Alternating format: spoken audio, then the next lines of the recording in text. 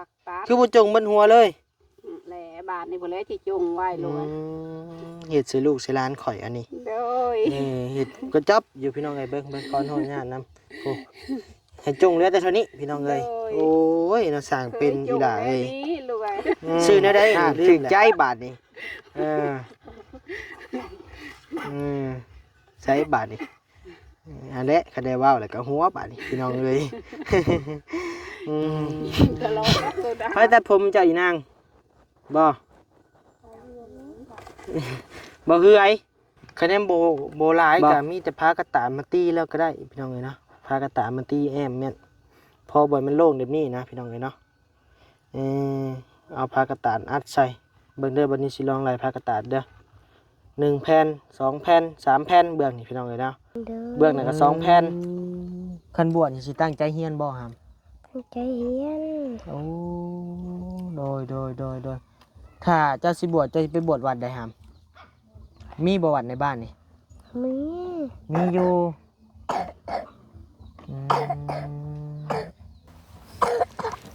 สิบวชลีบ่ครับจะบวชอะไรเป็นหยังเจ้าคืออยากบวชอยากบวชสาเหตุใดที่เจ้าอยากบวชอยากเฮียนบ่หรือว่าในใดอยากเฮียนเจ้าก็มีความคิดเนาะครับเนาะจะมีความคิดอยากบวชให้ก็ดีใจแล้วเนาะเจ้าก็อยากบวชบ่ครับบวชอยู่ที่ตั้งใจเฮียนอยู่บ่บวชได้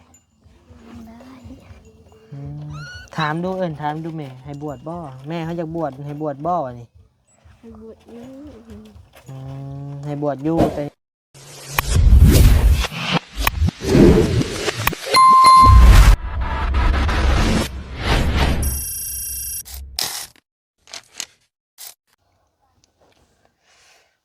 หนาแหละหนาดำพี่น้องเลยเนาะไปมืดมือมืดเว้นพี่น้องเลยจังได้ก็ยาพี่น้องเลยเนาะแหลกยามันดำก็ยามันพี่น้องเลยเนาะเห็ดจังได้ครับไปตากแดดตากลมอยู่คุมือพี่น้องเลยกราบทักทายสบายดีและสวัสดีพ่อแม่พี่น้องเมื่อทุกคนเด้อนะบวชอยู่ภายในประเทศและนอกประเทศเนาะยินดีต้อนรับเข้าสู่ช่อง YouTube บานิวสะพานลูกไส้ละสายบุญคือเก่าแม่นแหละพี่น้องเลยเนาะ วันนี้ลูกไส้ละสายบุญนะพี่น้องเนาะเพราะว่าบ่ได้มันบ่อยากคุ้นปานใดพี่น้องเลยเนาะชื่อช่องใหม่พี่น้องเลยก็เลยว่า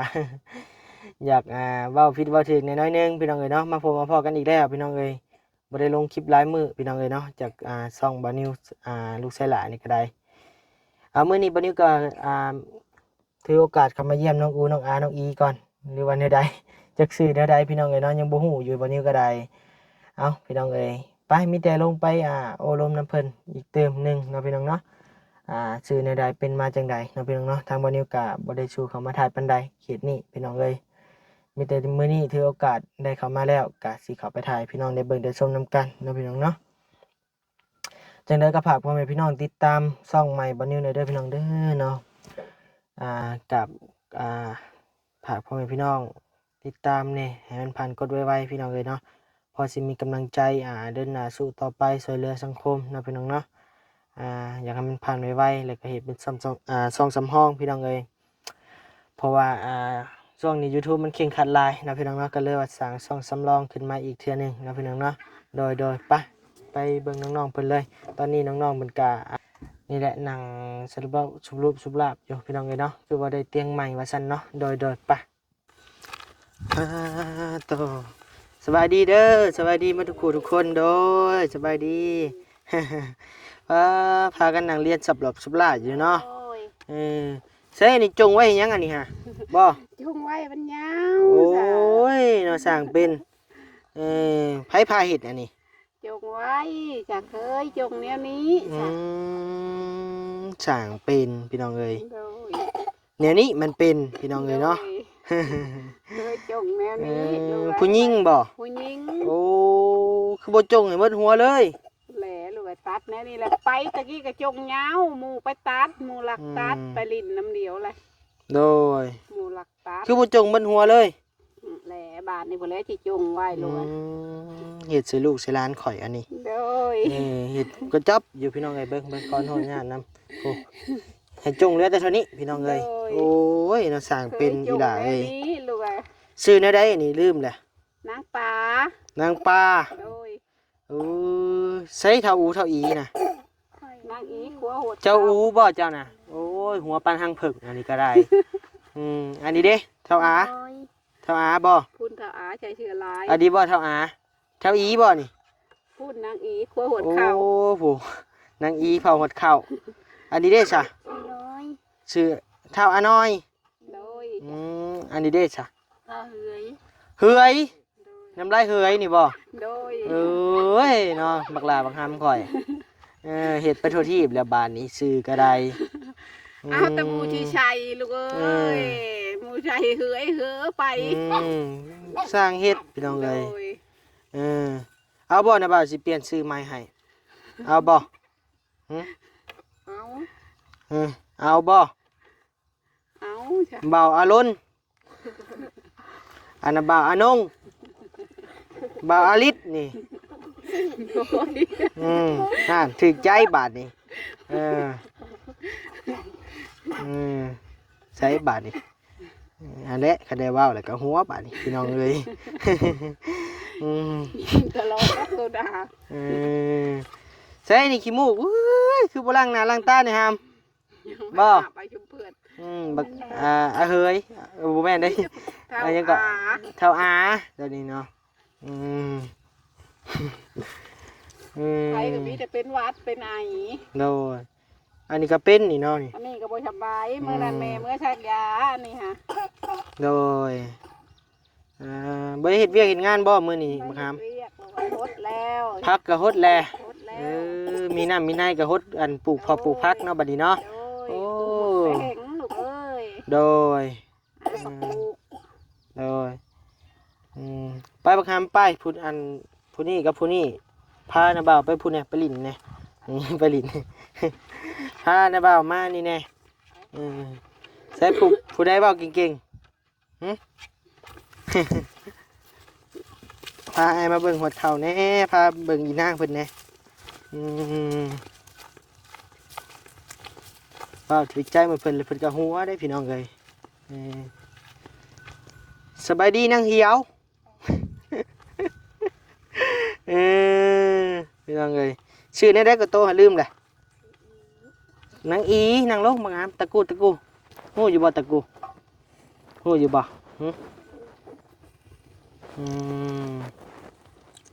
บ่ฮู้ซ้ำบ้านมันจะนั่งลงว่าในใดนั่งลงบ่ไผตัดผมเจ้าอีนางบ่บ่คือไอบ่แม่นบ่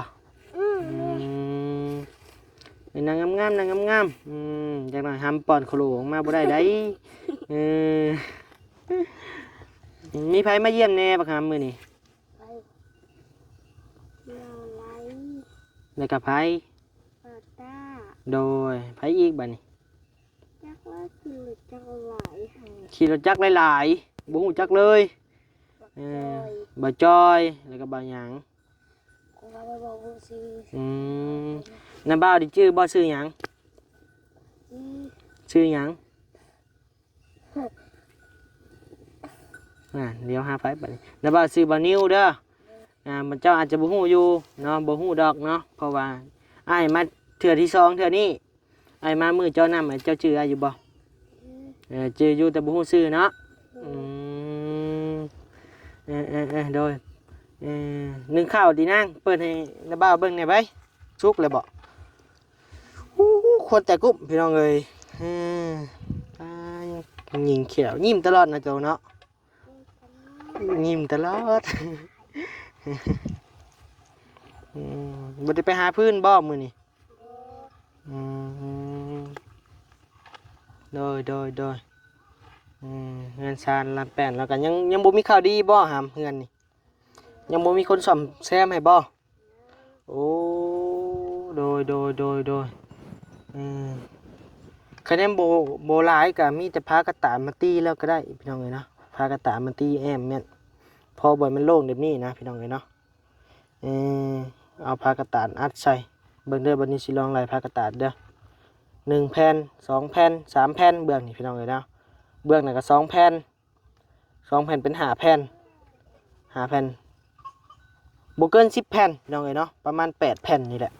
น่าจะปิดอ้อมอยู่พี่น้องเอ้ยเนาะอ้อมมันเลยถ้าว่าบ่แป้งลายพี่น้องเอ้ยเนาะพอแป้งพอเพิ่นได้อยู่ได้เช้าจักเล็กจักน้อยเนาะพี่น้องเนาะจำผ้ากระต่ายมาใส่นี่ก็โอเคแหละพี่น้องเอ้ยเนาะใครกบปลาลงในนี่อยู่บานี้คิดว่านะพี่น้องเนาะถ้าว่าได้ใหม่มันลังเลยก็ดีอยู่มาทำถ้าว่ามีผู้ใหญ่เพิ่นอยากซอยก็โมทนาบุญนำดีใจนำบานี้ก็ได้เนาะอีต้นนี่แหละพี่น้องเอ้ยเนาะน้องๆเพิ่นนั่งกระปุดกระปาดอยู่นั่งงามหำนะหำสิออกฮะ หำออกบ่ได้บ่ได้ไปคุดเขียดบ่หำมื้อนี่บ่ได้ไปซ้ำตะกี้จะไปน้ำสร้างอยู่ไสหำพาในบ่าวไปได้บ่ปะพาในบ่าวไปเนี่ยปะพาในบ่าวไปเบิ่งน้ำสร้างมาเจ้าเนี่ยปะบกแล้วบ่น้องๆเป็นพาทัวร์ก่อนพี่น้องเอ้ย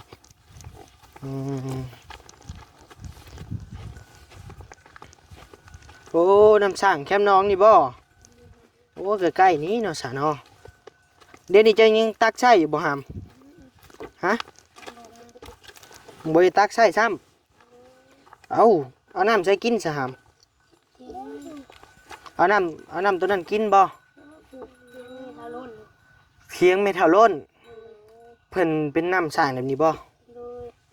อันนี้มันเป็นหยังมันน้ำบ่มีแหละตกได้บักหามเอ้ยโอ้ขี่กระเดือนลงสมุดเจ้าบ่มีน้ำอยู่นั่นเลยเจ้าเสียน้ำใช้มาใส่สมุดมันเป็นอันนี้ขุนก็กินติคะแนนขี้ดึกอุ้ยไผเฮ็ดเฮ้ยตกได้หำคะแนนมันขี่กระเดือนลงแล้วมันสิขุนแบบนี้บ่คะแนนบ่มีขี่กระเดือนเลยบ่ขุนบ่หำตกได้หำเลยปะลุกไปทางใหม่ปะจังหน่อยมันจะตกปะปะ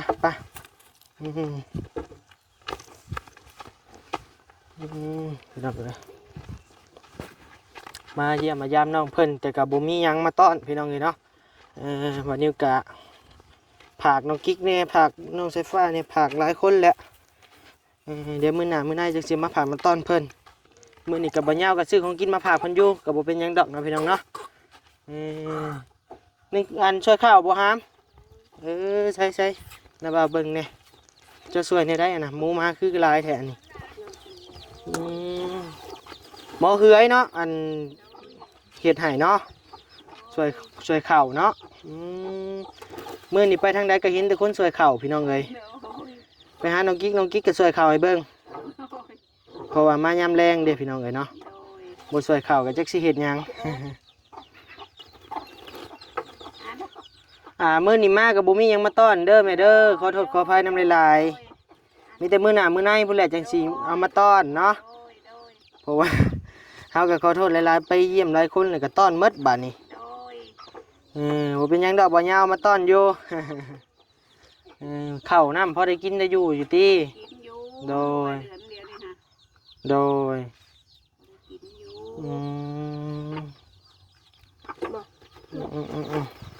แล้วได้สวยข้าว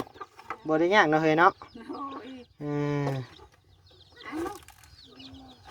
สร้างตั้งสื่อก็ได้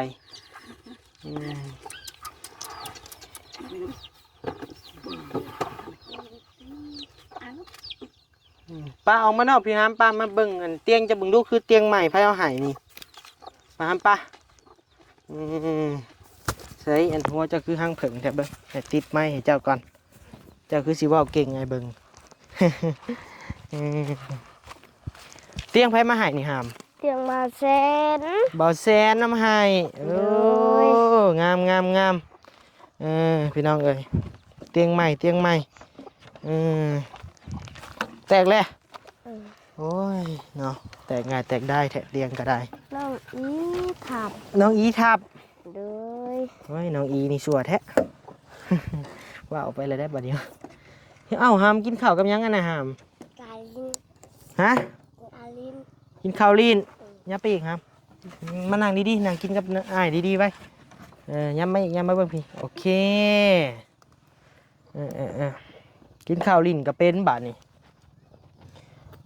กินแท้เลยเป็นได้หำบ่กินลีนนะกินแท้รส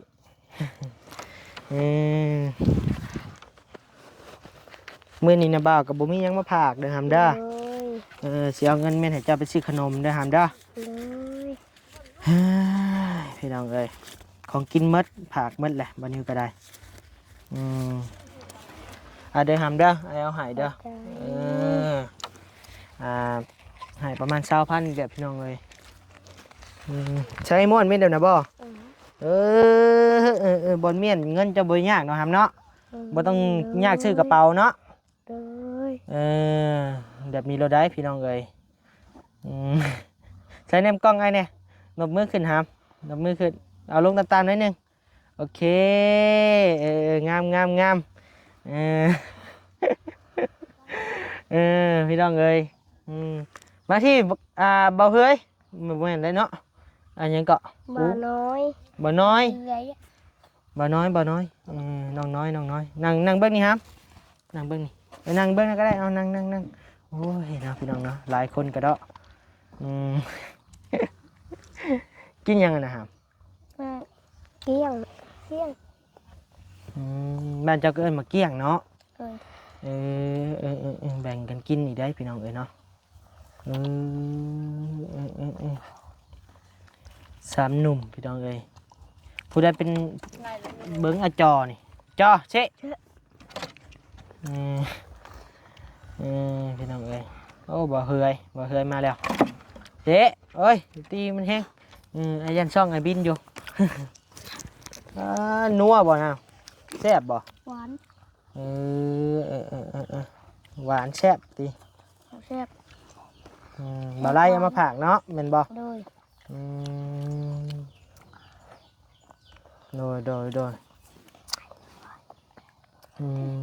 เอากินกัดกินโลดหามไปแล้วจังกัดเดินมาแหละ หมานะ โอ้กินมากินกับข้าวอีก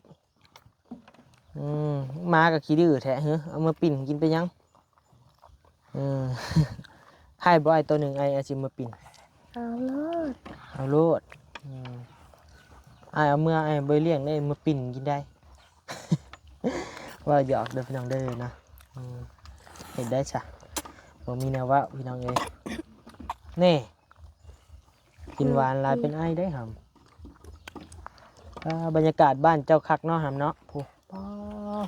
เด้อเลยไก่ ซิมยังกันหำบ่ซิมยังกันเฮ้ยให้พังน้ำหนึ่งว่า ว่ามาเกี้ยง ไปเอามาเคี่ยงอีกไปบ่บ่ไปเอามาเคี่ยงอีกไปประมาณนี้พี่น้องเลยถือใจหัวไล่เดี๋ยวนี้บ่อ้ายผู้สาวบ่หาม มากินบ่ไอ้ สร้างเป็นไปบ่ไปบวชหาม ไป อยากบวชอยู่บ่ อยากปวดอยู่ โอ้เจ้านี่บ่อยากบวช เด้อ เป็นหยังคือบ่ไปบวชซะ บ่มีใครไปส่ง บ่มีไผไปส่งบ่มีไผพาไปบวชบ่ เด้อ คันบวชนี่สิตั้งใจเฮียนบ่หาม ตั้งใจเฮียน โอ้โดยถ้าเจ้าสิบวชเจ้าสิไปบวชวัดใดหามมีบ่วัดในบ้านนี่ มี มีอยู่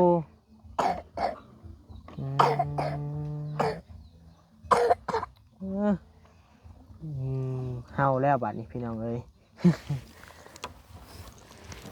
สิบวชลีบ่หาม จะบวชอลี เป็นหยังเจ้าคืออยากบวช อยากบวช สาเหตุใดที่เจ้าอยากบวชอยากเฮียนบ่หรือว่าแนวใด อยากเฮียน เจ้าก็มีความคิดเนาะหามเนาะ โดย น้องยังก็เจ้าไอ้ลืมละ น้องอู น้องอูพี่น้องเอ้ยเนาะเพิ่นอยากบวชเป็นสามเณรว่าซั่นเนาะกันบวชแล้วตั้งใจเฮียนเด้อหำเด้อ โดย ถ้ามีโอกาสได้บวชเด้อหำเด้อไอ้สนับสนุนเรื่องการบวชนี่ อืมจะมีความคิดอยากบวชให้ก็ดีใจแล้วเนาะเจ้าก็อยากบวชบ่ครับ บวชอยู่ ที่ตั้งใจเฮียนอยู่บ่บวช ได้ อืมถามดูถามดูแม่ให้บวชบ่แม่เขาอยากบวชให้บวชบ่นี่ บวชอยู่ ให้บวชอยู่แต่ยังบ่มีเงินบวชบ่ครับ เลย เอ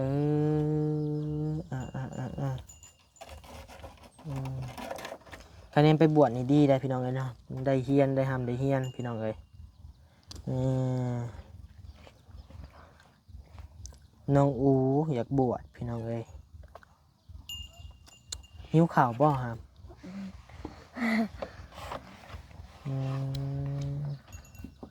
สบายเนาะเหมือนจะนอนกินข้าวหลากกินหรอเนาะเอามื้อหน้ามื้อในเด้อฮัมเด้อเนาะเดี๋ยวอาจสิเข้ามาเยี่ยมมายามใหม่เนาะเรื่องจะอยากบวชนี่ก็พังเบิ่งเนาะคะแนนบวชกับบวชแม่นบ่ เลย อยากบวชทำบวชเฮียนพี่น้องเอ๋ยเนาะโอเคเนาะพี่น้องเนาะทางบอนิวก็สิได้ลำลาก่อนพี่น้องเอ๋ยเนาะเดี๋ยวพอกันใหม่ในคลิปหน้าเด้อพี่น้องเด้อเนาะสบายดีครับ สบายดี สบายดีโอเคพี่น้องเอ๋ยเนาะทางบอนิวก็สิกลับก่อนนะพี่น้องเนาะทางน้องเพิ่นก็มีความคิดอยากบวชนะพี่น้องเนาะอยากบวชทำบวชเฮียนอยากมีอนาคตพี่น้องเอ๋ยเนาะคะแนนเพิ่นบวชกะบอนิวก็ยินดีนะพี่น้องเนาะยินดีให้บวชเพราะว่าเรื่องบวชนี่มันว่าง่ายๆกะเป็นอนาคตของศาสนาพุทธเฮานะพี่น้องเนาะยินดีอยู่วันนี้ก็ได้เนาะบวชทำบวชเฮียนอยู่ศีลอยู่ธรรมพี่น้องเลยเนาะยินดีบัดนี้ยินดีอย่างมากเลยพี่น้องเลยเนาะเอาจังได้กราบฝากพ่อแม่พี่น้องติดตามเบิ่งครอบครัวนี้อีกเทื่อนึงเด้อพี่น้องเด้อเนาะโดยสบายดีพี่น้องเอ้ยไป